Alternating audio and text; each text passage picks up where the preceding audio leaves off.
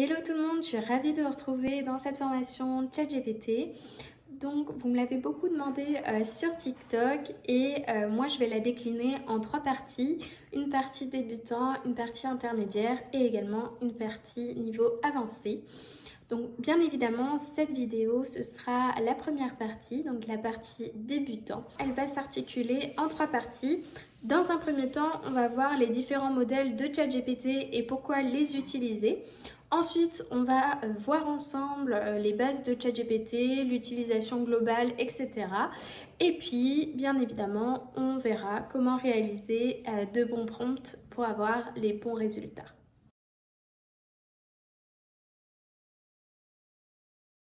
On va d'abord parler des modèles de ChatGPT. On va commencer par le dernier qui vient de sortir, le modèle O1, O1 mini. Ce modèle, c'est tout simplement pour les physiciens, les codeurs, les développeurs et également les mathématiciens qui souhaitent réaliser des tâches très complexes. Donc en fait, ce modèle d'intelligence artificielle va raisonner, contrairement aux autres modèles de ChatGPT. Vous allez même pouvoir voir un raisonnement complet. Donc je vous le montrerai bien évidemment juste après. Pour ChatGPT 4o, donc l'avant-dernier modèle de ChatGPT, donc il vous permet tout simplement de réaliser toutes vos tâches quotidiennes et il est destiné au grand public. Donc c'est celui qui est bien évidemment le plus utilisé. La version 3.5, malheureusement, c'est celle qu'il vous reste quand vous avez une version gratuite et que vous avez épuisé votre modèle 4.0 puisque vous avez donc une limite de requêtes si vous êtes en version gratuite. On se retrouve désormais sur l'interface de ChatGPT. Alors si vous n'avez jamais utilisé ChatGPT, je vais vous montrer comment y aller. Donc vous allez tout simplement sur Google, vous notez ChatGPT, vous allez sur votre premier lien et ensuite vous mettez commencer maintenant. Donc si vous n'avez pas de compte, ils vont vous demander bien évidemment de créer votre compte. Moi j'en ai un, donc ça va m'emmener directement sur mon interface. Donc une fois que je suis sur mon interface, on peut voir à gauche ici que j'ai tous mes chats. Alors si vous avez créé votre compte, vous n'avez rien du tout. Donc en fait tout simplement pour créer un chat, il va falloir aller sur ce petit icône nouveau chat. Vous cliquez dessus et ça vous emmène donc sur votre chat. Quand vous aurez créé un chat, donc par exemple je vais lui demander qu'est-ce que la physique quantique? Voilà. Donc là, on peut voir que ça m'a créé directement mon premier chat. Voilà, ça l'a même renommé. Et quand je vais dans les 3 petits points, on a partagé. Donc vous pouvez partager votre chat. On peut également le renommer. Donc moi, par exemple, je peux l'appeler physique quantique. Voilà. On peut aussi l'archiver en cliquant ici ou le supprimer. Ici, je me suis à nouveau remis sur un nouveau chat. Maintenant, je vais vous montrer les différents modèles de ChatGPT, où les trouver et comment les utiliser. Vous avez en haut à gauche ChatGPT 4o. Donc moi, c'est la version que j'utilise. Donc si vous cliquez dessus, on peut voir donc plusieurs versions comme la ChatGPT 4o avec Canvas. Donc ça, c'est vraiment tout nouveau. On peut voir que c'est la version bêta. Ensuite, vous avez également la O1 qui vient tout juste de sortir, qui est une version avec une capacité de raisonnement. Vous avez d'autres modèles ici et vous avez également les chats éphémères. Là, ce que je vais vous montrer le chat éphémère. Donc, si je l'active, on peut voir une barre noire s'afficher. Et on peut lire « Ce chat n'apparaîtra pas dans l'historique, ne générera pas d'éléments mémorisés et ne sera pas utilisé pour entraîner nos modèles. » Cela veut dire que lorsque vous allez tout simplement poser une question, ce ne sera pas enregistré dans votre historique et vous ne pourrez pas retrouver le chat.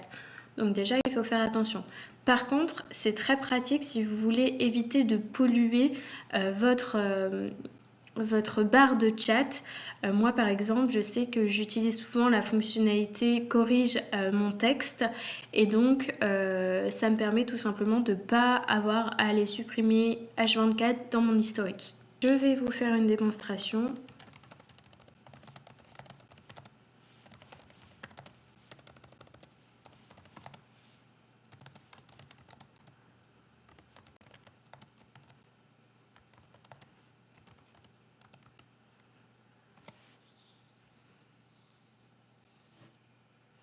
Voilà. Et donc, on peut voir que je ne l'ai pas du tout dans mes chats.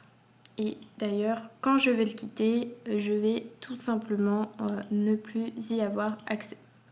Voilà, je peux aussi le renouveler en cliquant juste ici. Donc ici, j'enlève mon chat éphémère. Donc vous voyez, je n'ai pas du tout la conversation. Je vais aller sur ChatGPT 4o qui est donc comme je l'ai dit la version qui vous permet tout simplement de faire toutes vos tâches quotidiennes. Je vais lui demander de me donner une équation très difficile et vous allez voir pourquoi juste après.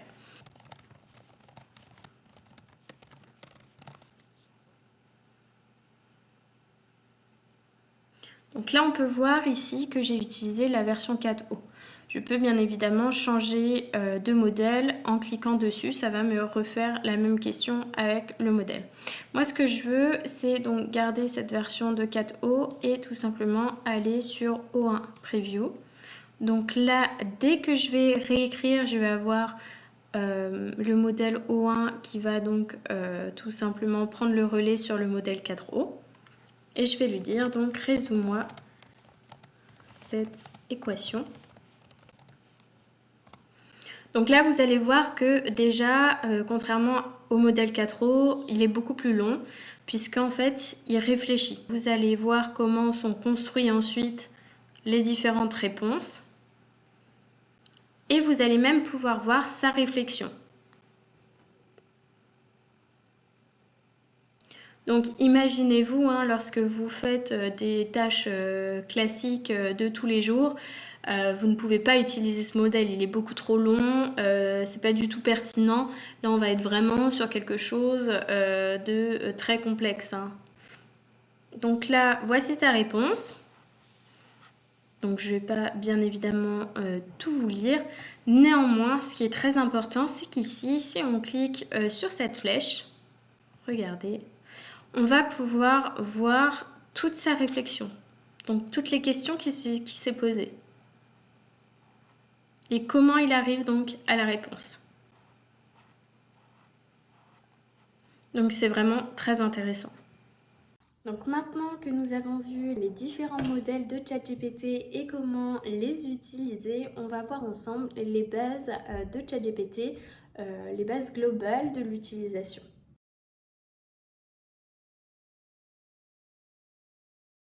Ici vous avez les paramètres. Donc si vous cliquez dessus, hop, vous arrivez sur cette interface. Donc ce que je vous conseille c'est de changer la langue. Ici vous retrouvez les chats archivés, donc c'est ce qu'on a vu auparavant. Vous pouvez également donc supprimer tous les chats juste ici. Je voulais aussi vous montrer quelque chose d'assez pratique, c'est par exemple lorsqu'on a tout simplement une réponse de ChatGPT.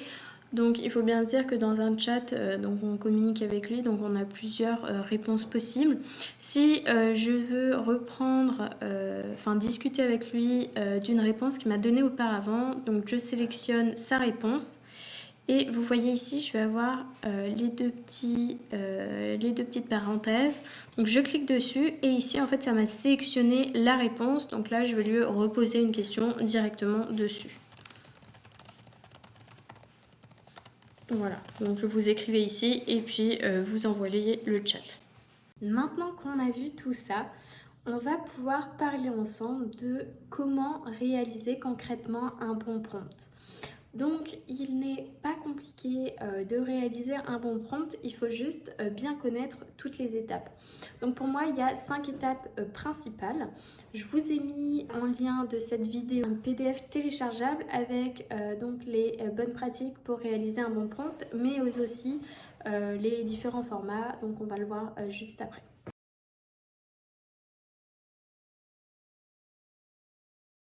Donc pour réaliser un bon prompt, la première étape, ça va être de donner un rôle à l'intelligence artificielle. En fait, il faut vraiment considérer que l'intelligence artificielle, c'est comme un stagiaire surdoué qui arrive dans votre entreprise. Donc ce stagiaire surdoué, vous allez bien évidemment l'accueillir et vous allez lui dire, bon, aujourd'hui tu vas être mon assistant en marketing ou tu vas être assistant comptable. Donc vous allez d'ores et déjà lui donner un rôle. Une fois que vous lui avez donné un rôle, vous allez bien évidemment lui donner du contexte. Dans quelle entreprise il est, quels sont vos concurrents, quels services ou produits vous vendez, quelle est votre position sur le marché, etc. Donc vous allez bien évidemment lui donner du contexte. Et ensuite, vous allez donner à votre intelligence artificielle ou à votre stagiaire surdoué sa mission. Donc c'est quoi concrètement sa mission? Ça va être par exemple de rédiger un article de blog. Une fois que vous lui avez donc donné sa mission, vous allez lui donner des indications sur cette mission. Par exemple, si vous souhaitez un article de blog, vous allez lui dire qu'il vous faut un minimum de 800 mots sur cet article, que vous souhaitez un ton particulier et qu'il doit être référencé en termes de SEO et également que donc le mot-clé principal doit apparaître dans le H1, dans certains H2 et dans le premier paragraphe de votre article par exemple. Et on passe donc à la dernière étape qui est vraiment très simple, c'est qu'en fait vous allez lui donner le format que vous attendez. Vous allez lui demander donc soit un format texte classique, un format texte à trous. Vous pouvez lui demander de vous générer un PDF, un rapport ou bien même un graphique sur ce que vous souhaitez concrètement. Je vous ai mis donc le PDF avec les différents formats en lien. Donc ici, je vais vous montrer en pratique comment faire un bon prompt. On l'a vu tout à l'heure, dans un premier temps, il faut lui donner un rôle. Donc ici, je vais lui dire que c'est un expert en rédaction SEO. Je vais ensuite lui donner du contexte. Donc tu travailles pour l'entreprise Cacom, qui est une entreprise spécialisée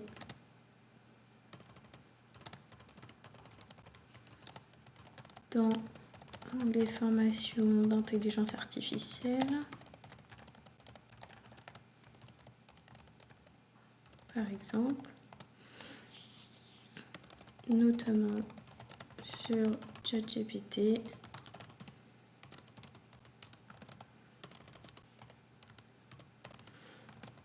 Tu devras me créer un article de blog. Donc ça, c'est sa mission. Et je vais bien évidemment lui donner des indications «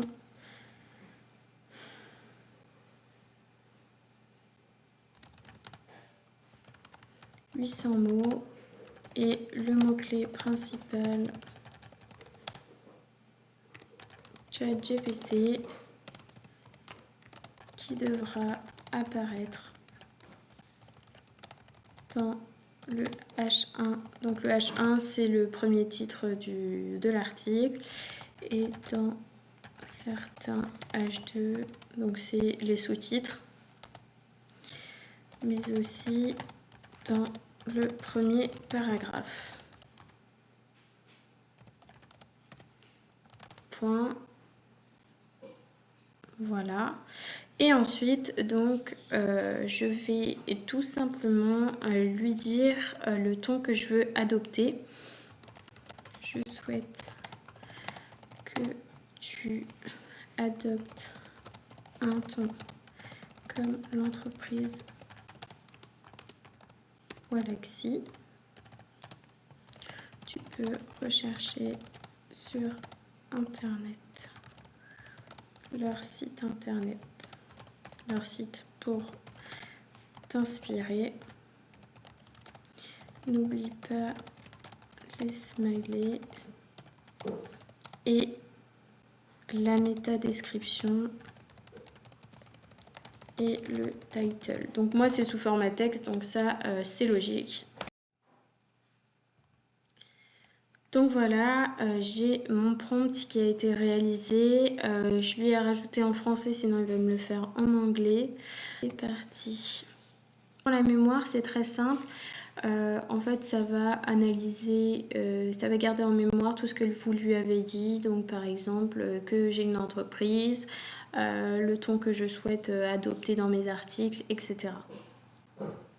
Donc là, on peut voir que c'est impeccable. On a le titre, la métadescription, on a le H1, on a bien le mot-clé, l'appareil. On l'a aussi ici dans le premier paragraphe, donc c'est ce que je lui avais demandé. On a les smileys. Voilà. Et il a bien adopté le ton de Wallaxy, qui est le ton d'une entreprise que je trouve vraiment top. Donc voilà, cette vidéo est terminée, cette première formation sur ChatGPT niveau débutant. J'espère qu'elle vous a plu et bien évidemment, la prochaine arrivera très bientôt.